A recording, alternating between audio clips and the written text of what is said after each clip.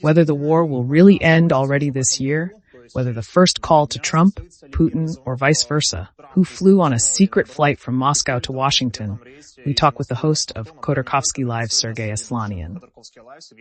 Sergei, it's good to see you. Hello, good to see you. Before we begin our conversation with you, we here traditionally first address our audience with you. We ask you to give this video an immediate like. Write your question to Sergei Aslanyan. If it is interesting and relevant, we will definitely put it live. And do not forget to subscribe to our YouTube channel, because only in this way the messages that we are going to discuss right now, they will be heard by as many people as possible. Sergei, Ukrainian journalist Dmitry Gordon says the active phase of the war will end this year. He spoke about it on our airwaves. He appeals to the fact and the insider information that today there is supposedly an important meeting to be held, the results of which could decide everything. It should be added here that Dmitry Gordon himself published a post in his Telegram channel that referring to Putin's press secretary Peskov, that Putin has no international contacts scheduled for December 30th.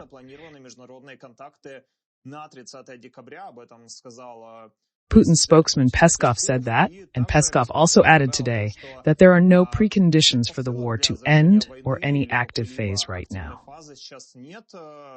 Sergei, a question for you. Do you really believe that the war can end as early as this year? In your opinion, it is possible to stop the flywheel of war in one day, or is it more ipso or something else?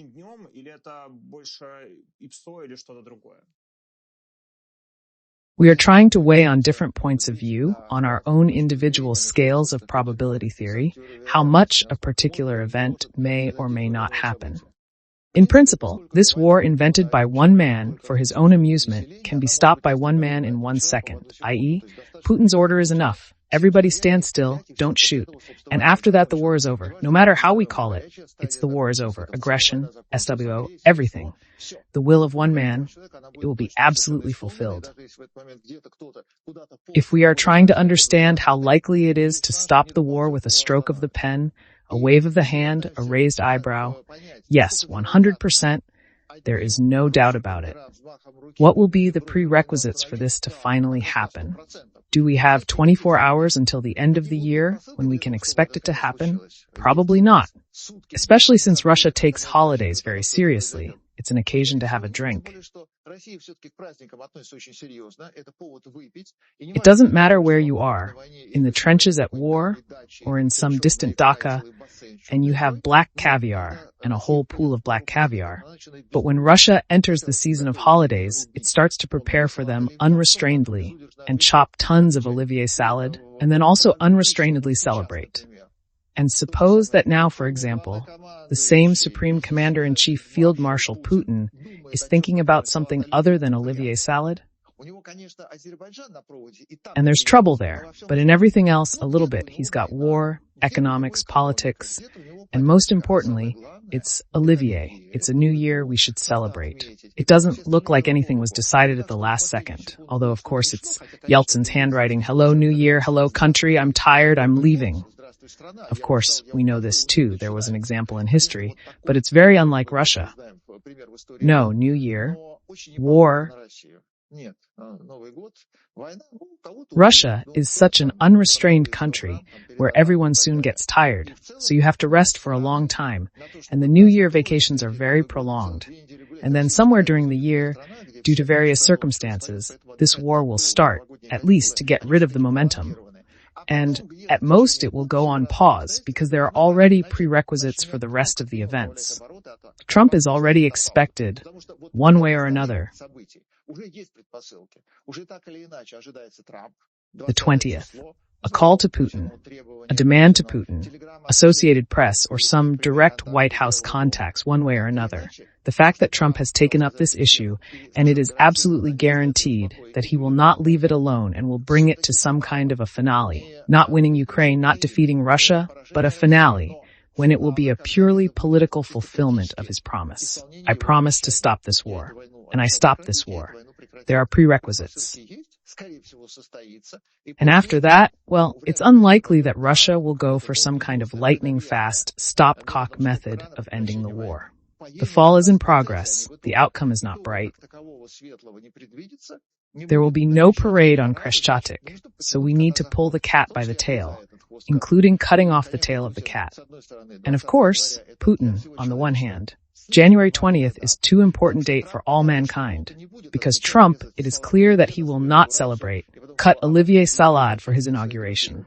С утра, как только быстренько на Библию руку положил, поклялся, после этого через 30 секунд начинает работать как президент. И начинает лихорадить уже Гренландию, уже вся Мексика стала на уши. Canada is already terrified. Already the Panama Canal does not know what to do, including Georgia, its event, and of course, the war in Ukraine. There are prerequisites. War one way or another, the 25th year is likely to be on the background of 24 not so fierce. Because all the forecasts called the 24th year and a year ago in anticipation of the 24th year. When the war will end in the 27th. How much better? What is better and what is worse in war? Everyone has his own ruler. But it is unlikely that the war will end in 24 hours. In January 20th, mankind will get some kind of answer to the question. And then slowly, one way or another, it will acquire some new forms. But Russia will not rest. Russia, in an undefeated state, remains not only the gendarme of Europe, but also the terrorist of Europe.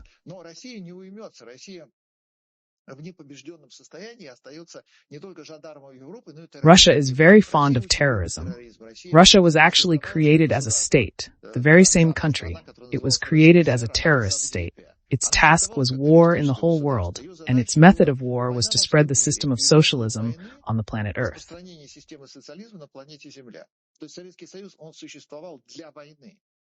Russia proclaimed itself the successor of the Russian Empire, not the successors of the NKVD and the Soviet Union.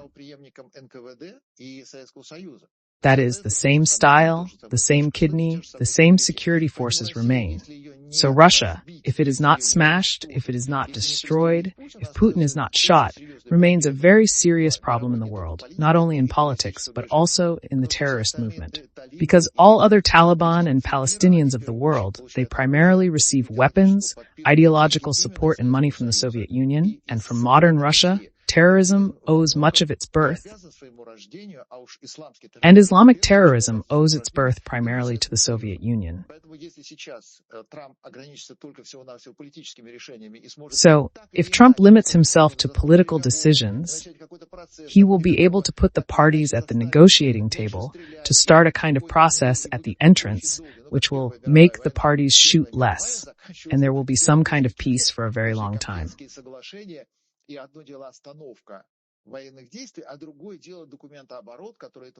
Russia, in its current form, even when it says, okay, we will finish Ukraine next time, it remains the #1 terrorist state on the planet Earth. Because even Iran is not a terrorist state, although it is a dangerous state. North Korea is not a terrorist state, although it is a dangerous state.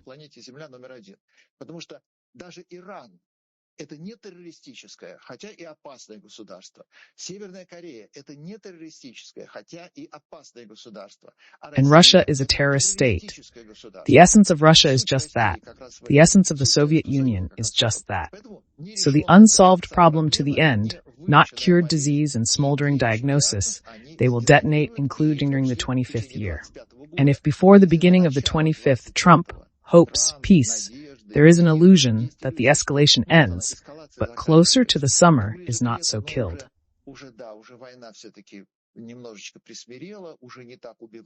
It is quite possible that a year from now we will be discussing the prospects of the 26th. They will be exactly the same as the prospects of the 25th, because Russia will not stop.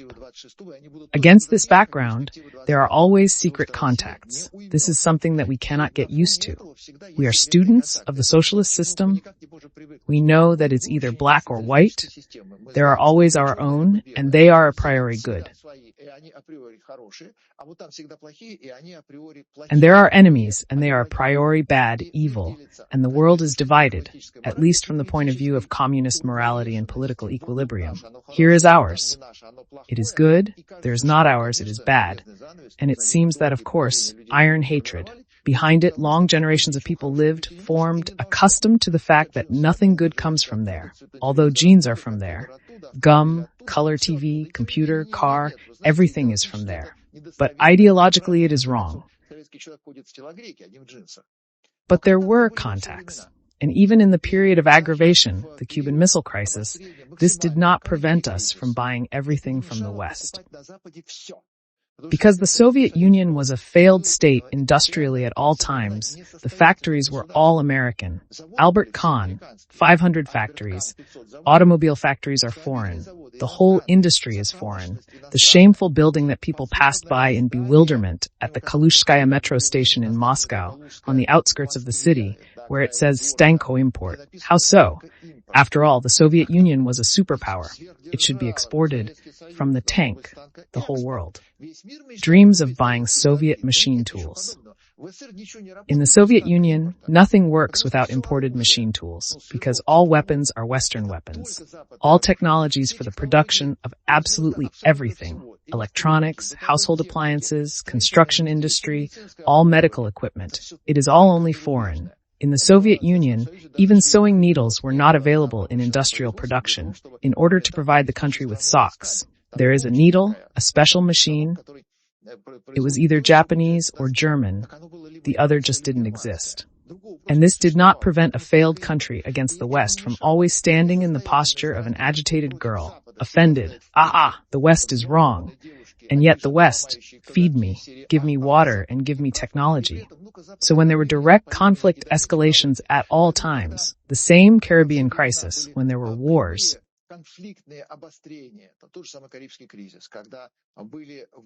or when the Soviet Union was caught by the hand in some very unsightly affairs. One thing, politics, another thing, behind-the-scenes contacts, and a third thing, the dependence, vulnerability, and existence of the Soviet Union only thanks to the West. If the West had not built gas pipelines in Russia, had not supplied equipment, materials, technologies, the Soviet Union would have died earlier. But the West supplied everything the Soviet Union needed. The Togliatti plant, the Kamaz plant, the AZLK plant, everything was imported, everything was from abroad, not a single Soviet nail. Another thing is that the world's best equipment was used to produce the world's worst cars. Now, for example, why don't we produce the Armata tank? Because there is no equipment. Because to produce a Soviet tank, you need only Western equipment or Eastern equipment. Even China does not have it.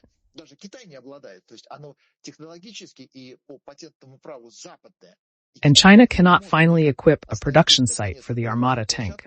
And at all times, no matter how much the Soviet Union curses the West and defiantly fawning before it and licking Western boots, trying to make it an ideological adversary, contacts were obligatory. In those days, when I was in the Navy and I was in naval aviation, my military specialty was as a liaison officer. I was engaged in escorting flights. I had one duty. It was the year 85, just as perestroika was still in its infancy somewhere. And confrontation had reached its maximum, because under Andropov, and even more so under Chernenko, there were no new ideological ideas. So the old ones were taken over. So the West was by all means the enemy, the U.S. Marines, beasts to the eye of U.S. imperialism. This was written in our military unit in the Lenin room. At this point, I'm leading the board. I don't know what kind of aircraft it is. That is my business, just to be in touch with it. And the aircraft informs me. It took off from Yelizovo. It's to Kamchatka. It's a naval aviation airfield. It took a course, went out, lay down in the corridor, moving. I accompany it there for about 10 hours. I have this aircraft hanging around somewhere. It's flying, and it just gives me markers that I'm in the air. The course is normal. Everything is normal. The flight task is fulfilled. Continuing. Then it landed at George Washington Airport. Thank you all. It was a military aircraft, which from a closed military airfield at the height of the Cold War, in a state of maximum escalation of confrontation, flew to America in complete peace. Because it was one thing to explain to the country that America was an enemy, and another thing to go shopping for jeans, to buy parts for Brezhnev's car. and to do business in America in general. And that is why, including the military and the normal flight. And now they try to pretend that such contacts mean something. No, nothing like that. It is a practice. And when countries officially declare on any occasion war with each other, confrontation with each other, hatred and dislike of each other, lack of diplomatic relations, it does not mean that there are no other contacts, and no one goes to anyone, no one communicates with anyone, and any interaction is broken. In those days of the Soviet Union, when the USSR lost the battle for Spain,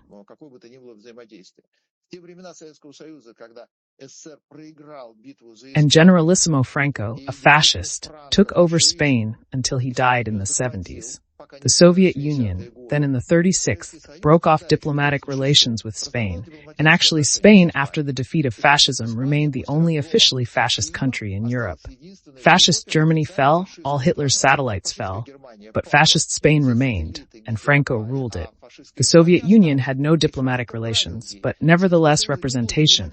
Aeroflot representative offices, maritime representative offices in Spain were working hard. And there was not a single specialist there. There were only KGB men. There was only Foreign Intelligence Service, there were only spies. They were all working. They were all pretending to be journalists. There were corps. They were pretending to be trading attaché. They were pretending to be Aeroflot representatives. They didn't understand anything at all. How airplanes fly, where to fly, it was intelligence. And nevertheless, but necessarily contacts, if it was necessary, for example, for some KGB chairman Andropov to call, for example, Generalissimo Franco, it is a direct phone call and no obstacles. Although for the rest of the world there are no diplomatic relations, tense foreign policy between the two countries, behind the scenes is always a benefit, and there is a benefit, defeats the declared relationship.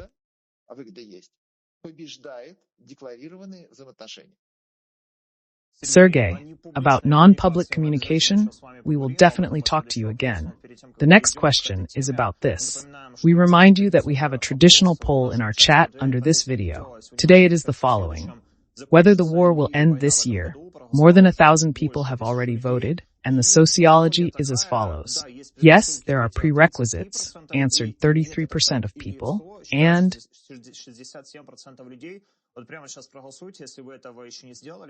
we are online already more than 5,000. Don't forget to support this stream. Write your city. Don't forget to write your thoughts about what we are discussing right now. Sergei, in continuation of this topic, I can't help but ask about the fact that indeed a board from Moscow recently flew to the USA, where he spent 2 days in New York and Washington. But here, you should also add immediately,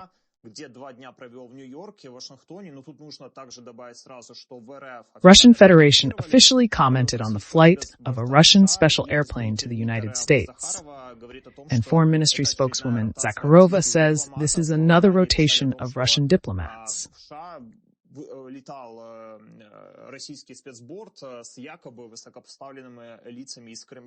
Sergei, do you see a signal that someone from the Kremlin may have flown to the U.S. to negotiate something not publicly? Is this just a normal rotation of diplomats? If you imagine that some non-public communication is taking place, how do you see it happening? In order to agree on anything, first of all, to get in touch with your embassy, there is a normal ZAS system. There's a normal encryption system, so you can always say whatever you need to say. If you need the Americans are always on the line for anything.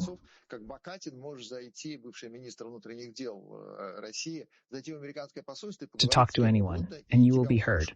And in general, there are 1,000 ways to communicate.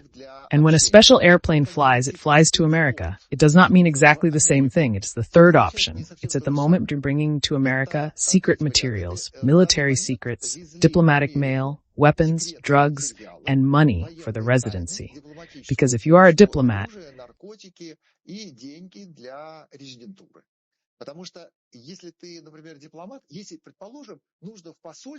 it is necessary to change 2 colonels in the embassy after their term of service. They go for promotion or retirement, and it is necessary to bring 2 fresh majors. You do not need a special airplane for this. And in principle, you do not need to race. You give these majors normal fake passports, diplomatic, as it is supposed to. Который весь мир знает и смеется. Они садятся на любой попутный рейс, например, в Венгрию, Москва, Будапешт, Budapest, Frankfurt, Frankfurt, Washington, New York, whatever. No problem chasing for two diplomats. The embassy there is understandably quite large. One of the largest intelligence centers in America, the second largest in terms of the number of generals. It is Russia's representation at the UN. It is also a hotbed of the NKVD. The embassy is the main residence, and there are also corps of correspondents. They are scattered throughout the United States in order to change personnel. You have to fly an airplane with 200 seats. Do you have 200 majors replacing 200 majors? It doesn't happen like that. It happens when you have to bypass all kinds of controls and inspections by special aircraft. Because when you have a major going on rotation for promotion to a lieutenant colonel position at the American embassy in America, he doesn't bring with him Novichok. He doesn't bring with him a gun with a silencer. He doesn't bring with him two tons of dollars freshly printed at the mint in Moscow. And when you need to bring a tank of Novichok, when you need spy equipment, when you need several tons of money for pocket money, then you need an uninspected flight. Then it is the very special flight, which may not carry a single person, but which no one has the right to inspect. The Americans, by the way, always meet these flights very carefully.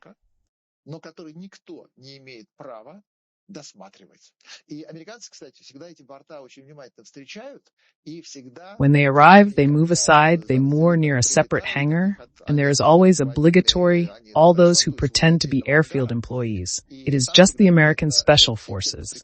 They count how many crates unloaded, and why such a long, looks like a rocket. And this is what is carried. And this is what is gurgled in 10 packages and rumbled in 15. There are detonators, all kinds of explosives, and so on. These dense, heavy, it looks like paper. Money brought. How many pallets? How many euro pallets? 15 euro pallets. So there is about 2 billion for pocket expenses and so on. It is just the normal work of two intelligence agencies. One intelligence agency is a shield, the other is a sword, respectively a shield against a sword. They are always just in antagonism.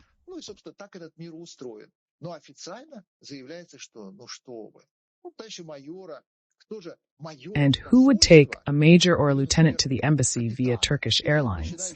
No, only a special board. Even the Soviet Russian ambassador does not fly on a special board.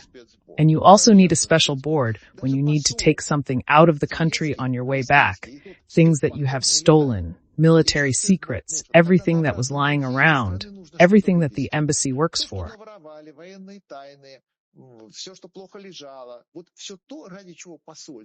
And things that can't be transmitted by wire.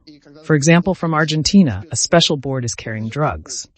And in America, they are not locally produced. It is better to buy them in Mexico. Their friends are there. It is not by chance that Russians have visa-free travel with Mexicans. Or, as always, Argentina. Argentina helps a lot. And of course, the Taliban, the opium magician, the main product of Afghanistan, at all times in the region was very valued. There you can special board. It is a flight to America, of course, for the sake of delivering something, and secondly, for the sake of something secret that cannot be seen. In this case, definitely not drugs. Sergei, in continuation of this topic, going back to Peskov's statement that there are no preconditions that the war may end very soon, or any active phase, as Peskov says. There is a more global question here if we imagine that the active phase may end soon. How favorable or unfavorable is it to Putin now, and what will it present to the Russians? When Peskov appears and says something, it is a puppet theater named after Karabas-Barabas, in which puppets have a certain degree of independence. Because the puppets were lying in a box, they were still more or less moving on their own. But on stage, they were solely at the will of Karabas-Barabas, so Peskov should not be taken at face value and analyzed. Peskov is only sincere when his wife's French passport and French residence permit are taken away. Otherwise, it doesn't make sense. Putin doesn't have the task of looking decent to the Russian population at all, by any means. The population of Russia is a herd, and with this herd, you just need a stick and a carrot, and the carrot is also ironclad. They also hit on the head, leave scars, by the way. This is exactly the huge difference between the worlds. What a colossal path Ukraine has traveled. Unlike Russia, when in Ukraine it's a natural question because Putin is the president, he has an electorate. There should be contact with this electorate. In Ukraine, it looks like this. Because you are the president, there are no questions for you. In Russia, there are no questions.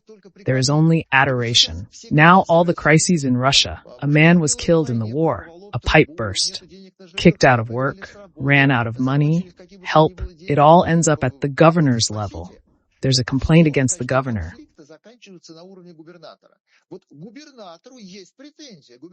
And why did it kill my man? When you need to achieve justice and to get justice, then you need to appeal to Putin. And no one formulates their appeal to Putin. Listen, President, I elected you, you owe me, you answer me, what is it that killed my man somewhere? All the people appeal to Putin in a bowed manner. So from the point of view of abroad, where it seems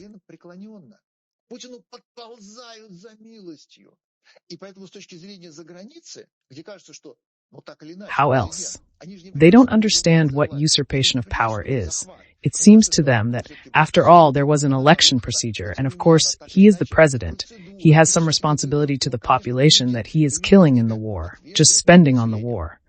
Because he has no pity for them, no responsibility, no sense of compassion. From the point of view of the whole West, Putin will have to answer whether the war is over or not, whether he has achieved victory or not.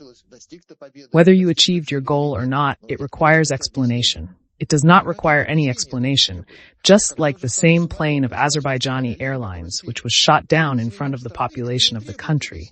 It does not require any explanation, but now it does in front of Aliyev. Aliyev is the first one who took him by the chest and very carefully said, "Now apologize, pay, punish." And Putin can't go anywhere. No one from inside the country has articulated this way. Putin, why did you shoot down the airplane? And why did you suddenly kill both our own and others? And answer us. In Russia, it is not that the question is not formulated at all. It does not even originate in anyone's mind. They shoot down and shoot down. So of course Putin has the right, not anyone else. And no matter how the war ends, no matter how events begin to unfold, in Putin's favor, by Putin's will, against Putin, to Putin's detriment, it does not concern the country. The country always has an official opinion on this matter from the TV, which is fully approved by the population. If it is not approved, the population either immediately goes to waste, or they keep silent until the end, so that God forbid no one finds out that they really did not agree, but no one will even open their mouths. And to apologize to this population, to explain something to this population, to somehow build a dialogue with this population, is that a great autocrat will build a dialogue with his villains.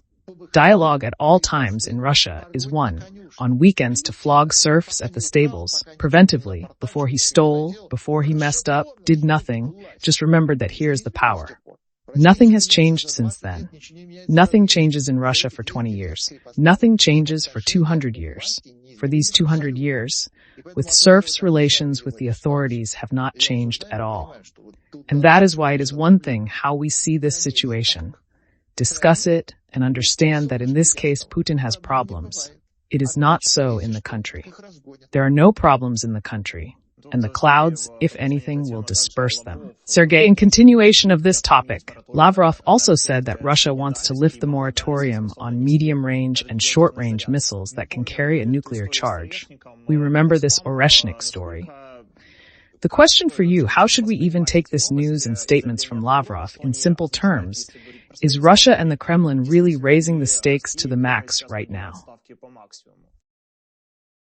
The types of banned weapons described in the treaties signed by Russia, they are always broken and produced without relative promises on paper. The Soviet Union in this respect behaves exactly as is customary in the East. The weak are despised, the strong are feared and hated. And Russia, when it signs, for example, the strong dictated medium-range missiles, in no way have a nuclear charge, which means that Russia has never even thought of stopping their production. Paper has never obliged Russia to anything. Compliance with laws, agreements, state borders, the example of Ukraine, you see how much has been signed, how much has been said. And the same Putin, who before the attack said, "What are you? In no way we are in Ukraine." Never, he was saying.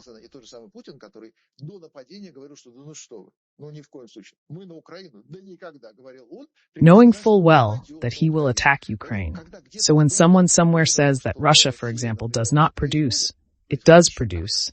And at all times it has done so.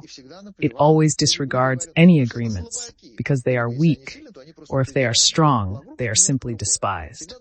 Lavrov is a little bit different. There must always appear some official person, Medvedev, for example, or some Zakharova, God forbid, or the same Lavrov or something like Peskov. It must slightly scare, to keep in tone, and regularly this change of puppets appearing in the puppet theater on the Avon scene, she must throw something so scary, frightening, necessarily under the Christmas tree. Then by March 8th, if anything, by May 1st, it doesn't matter what, but we need to keep everyone in the tone. Because Russia has been the main terrorist state on earth, it remains so. And the parameters of this terrorism must be taken into account by the whole world, presented to the whole world, as an element of intimidation, always taken into account by this world. We will now have warheads placed here, including on medium-range missiles. Before that, there was the same unseemly talk about shells, including tank shells with combined uranium, if they finally arrive in Ukraine, including Challenger tanks, Abrams and Leopards too, which have such shells in their combat stowage. Russia always has them in the tank's combat stowage. It is not some special means, which, due to some very special circumstances, is suddenly discharged, arrives at the front, and some special person says, 3 shells for each crew. These are special crews. It's usual. For the whole world, it's not. But for the tank, this is the order of the day, including from combined uranium. And for Russia, there are agreements. Russia signed. Russia said, no. In no case, and did not even think of stopping their production. The same as all the others. There are bursting bullets, chemical warfare agents,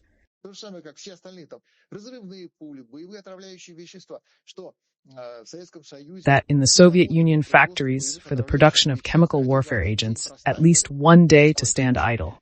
In no case conventions on their use. Yes, Russia, please, all sign the same as anti-personnel mines. Yes, please.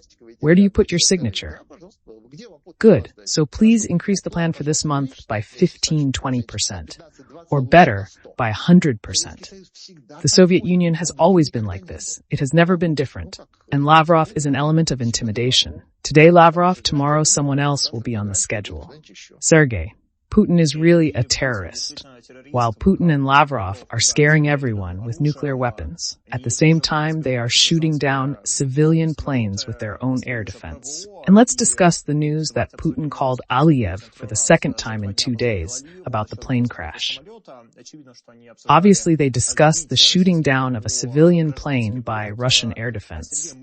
Sergei, a more global question for you because we remember Putin's reaction to the Kursk submarine crash. It sank. And what made Putin apologize outright, actually admit his guilt? Putin, in that situation. The Kursk submarine was an internal affair of the country. There was absolutely no one from outside, although they tried to pin it on America. And the State Duma seriously demanded that America show its aircraft carriers, its missiles, because there was talk that it was probably an American submarine. At a traffic light, at a red light, and hit a Russian car, after which the Russian car, like a Zhiguli, sank, and the American car ran away. But now it is an international conflict. It is a scandal. because the country, and this country was not perceived by Putin at first. As always, from the position of his great Russian chauvinism, you are Azerbaijanis after all. So that I basically pay attention. If my Chechens hit you, then it is your fault, and Ukraine at the same time. Aliyev is the first, unconquered of those who were mistakenly considered satellites, and he allowed himself to keep this situation silent. 1. To bring it to the planet Earth, the whole world knows. 2. To corner and demand an apology. 3. Putin has never apologized in his political life for 25 years. Not once. Not to anyone. Путин никогда не извинялся в жизни своей политической за 25 лет ни разу. Ни перед кем. He has not apologized now. The text says that it is unclear who, it is unclear how, but I regret that, still Aliyev, a man who graduated from MGIMO in Moscow, he speaks Russian perfectly. He knows the nuances of the Russian language as a native speaker. He cannot be deceived by simultaneous translation. And a letter written in Russian, Aliyev understands just as well as any very highly educated Russian speaker. Aliyev read it, moreover. This letter was written for a long time, carefully, not to admit guilt in any way, only to express condolences and regret that something happened. Something. It so happened that for some reason the plane still crashed and died. In this regard, here I feel compassion for you. And Aliyev is perfectly well now chasing Putin around corners with a rag moistened with bedwetting.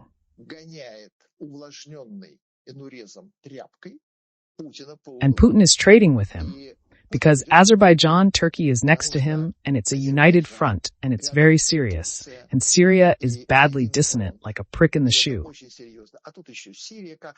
It seems uncomfortable to walk, not very noticeable, but you limp for some reason, like a pebble got caught. And now it turns out that Azerbaijan is a country that one would really like to brush off, forget, and not turn one's head in its direction at all. But it does not work. It did not work. Aliyev turned out to be a graduate of the Moscow State Institute of International Relations for a reason. Diplomacy looks just like this, when you go nowhere, and Putin, for the first time in his life, poorly educated Putin, used to his Chekist savvy and a call to a friend. His whole biography is by Blatt. He is nobody and nothing. He is not a specialist. He is not a scout. He even as a theater director and director of a house of culture was a triplet. And here he faced the Soviet elite, because this is a hereditary president whose father was the owner of all Azerbaijan. This is a kid who graduated from the best educational institutions of the Soviet Union. Unlike Putin, who was simply dragged through all the sessions, giving him credits and positive grades in order not to be expelled. This is a man who nevertheless, no matter how he passed the sessions, he comprehended the subject. Plus, any Oriental man is always more cunning and graceful and more clever than a Lapti from near St. Petersburg.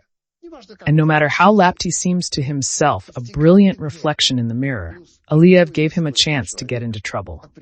Aliyev gave him a chance to lie, something that seems some birds are flying, angry birds it seems, something like that. Oxygen tanks are traveling somewhere. И каким бы Лапоть ни казался себе блистательным отражением в зеркале, аж прям похожим на президента, любой восточный человек его обязательно переиграет. И Алиев дал ему возможность вляпаться. Алиев ему дал возможность наврать, что там, кажется, птички какие-то летают, Angry Birds, кажется, там что-то такое, кислородные баллоны где-то путешествуют, они, видимо... They were probably flying to their oxygen convention. But at that moment, one of them got so hot that he even said, "Oh, I can't hold back any longer."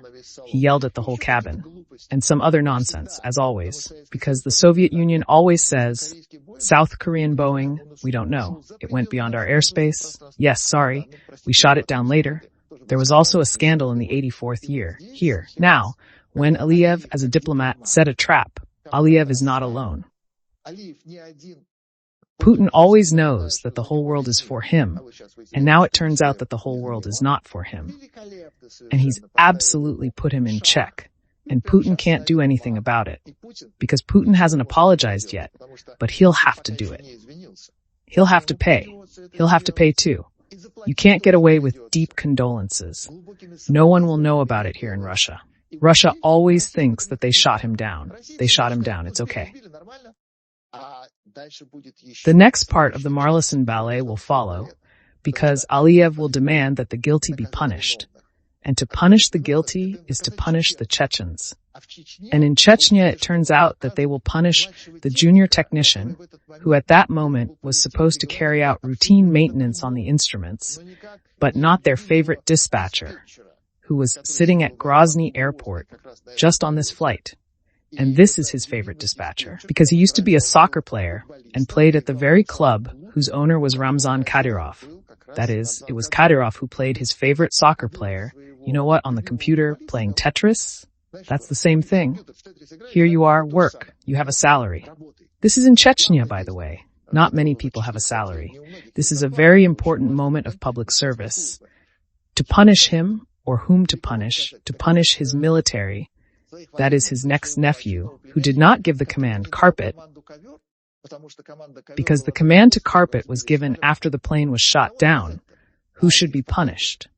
And Aliyev will demand it. And it is not by chance that Bastrykin, one of Kadyrov's enemies, has now come to Chechnya to investigate, and the chairman of the investigative committee, the executioner Malyuta Skuratov, has come to Chechnya to sort things out, because before that Kadyrov had been having a go at him, saying that he was out of place because he was weak in defending Chechens. And Bastrykin is not defending the Chechens in this connection. Now Bastrykin has come to answer, because when Kadyrov said that Bastrykin was out of place, Bastrykin ducked. He had nothing against Kadyrov. He didn't even raise his tail. And now he has come to Chechnya personally. And when a person of this level comes personally, he is met, including by Kadyrov personally. And we haven't heard that Kadyrov came and met such a dear guest. Also interesting. So Bastrykin is going to bring Aliyev to reprisal after all. And that will be very interesting too.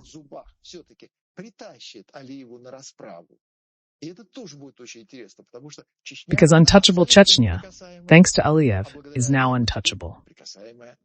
And Putin has big difficulties here, which we will learn about, we will discuss, and Russia will not even guess, because Russia has already forgotten. Russia is just now chopping Olivier in basins.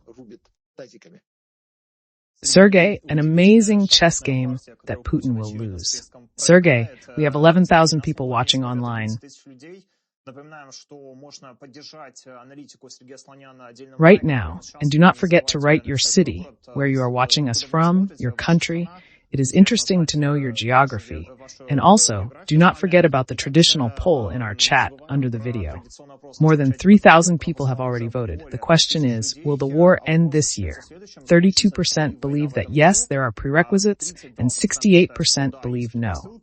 This is a fake or ipso, such as sociology. Right now, vote.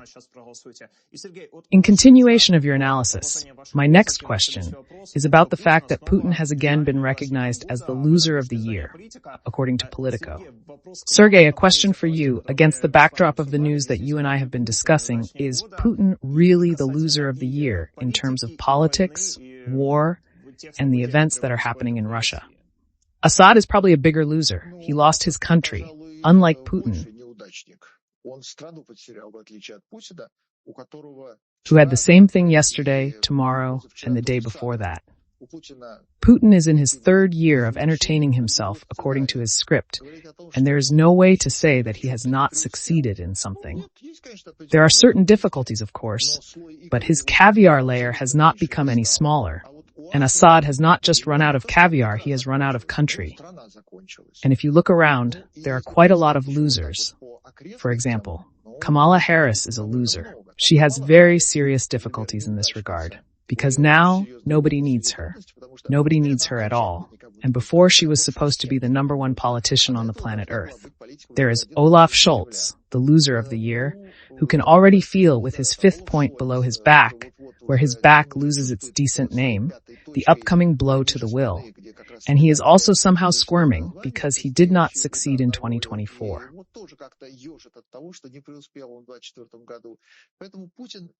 Not the highest position of this ranking of losers.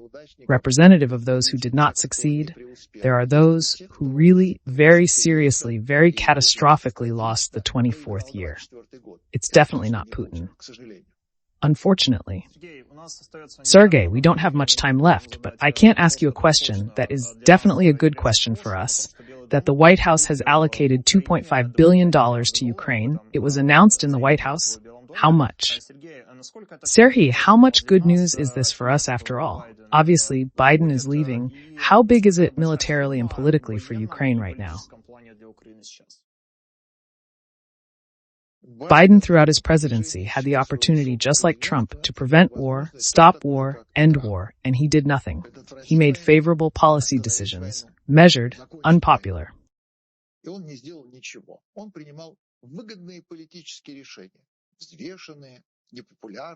and pretended to be a friend of Ukraine, a helper of Ukraine. And look what kind of check he can present. He has a check, no worse than that of Germany. In Germany, where the cowardly Scholz also did nothing, he pays off just with money and applause for the budget funds spent in favor of Ukraine. And now Biden, when he has a month to live on the political Olympus, can finally act according to his conscience.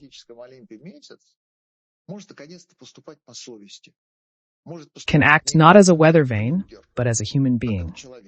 And he understands perfectly well that he leaked Ukraine, he lost Ukraine, he did not give, first of all, weapons for Ukraine to win it, and he did not stop it with the diplomatic methods he could have used.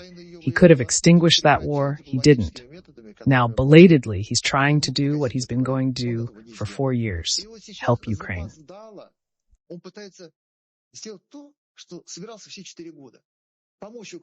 To give her absolutely everything. Although he could do the same thing as Trump today as president, demand negotiations, get everyone around the table and twist Russia's arms and let Ukraine win. He's not going to do that because he is a coward, because he doesn't care. Still, the remnants of conscience in a politician are rare. And when his corpse is embalmed after his death, and that is small,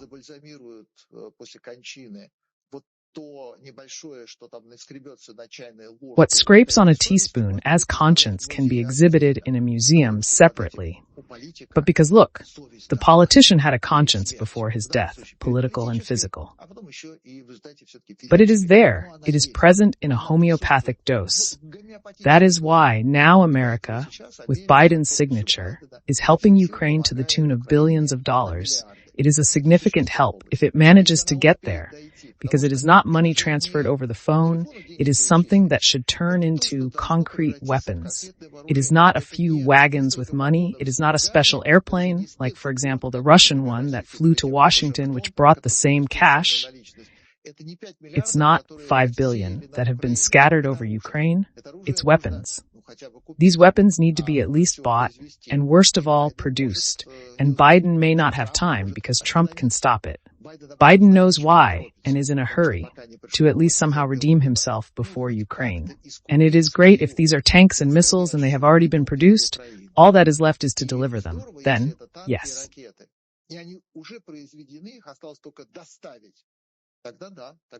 Biden, so to speak, has disgraced himself, but at least he has scrubbed one stain from his stained uniform, and Ukraine still gets not a promise, not a piece of paper with 5 billion written on it, but a concrete weapon that will win the war, if it has time.